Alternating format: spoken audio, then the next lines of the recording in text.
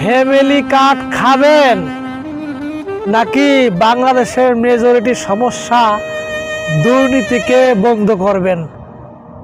একটা দলের নেতা আশ্বাস দিচ্ছে আমরা ক্ষমতায় আসলে সবাইকে ফ্যামিলি কার্ড খাওয়াবো, আর একটা দলের নেতাকর্মীরা আশ্বাস দিচ্ছে আমরা রাষ্ট্র ক্ষমতায় আসলে দুর্নীতিকে চিরতরের জন্য বন্ধ করে দিব। বাংলাদেশের মেজরিটি সমস্যা হচ্ছে দুর্নীতি।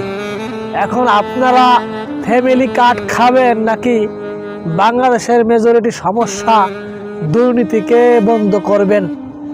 আপনাদের উপরে দায়ভার ছেড়ে দিলাম।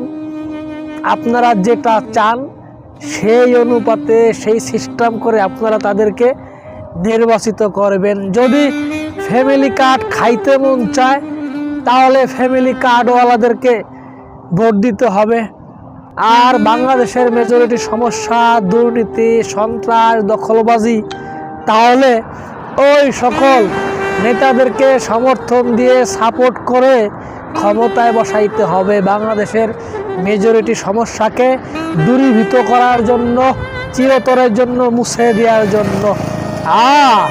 এটাই বাস্তব, এটাই রিয়ালিটি।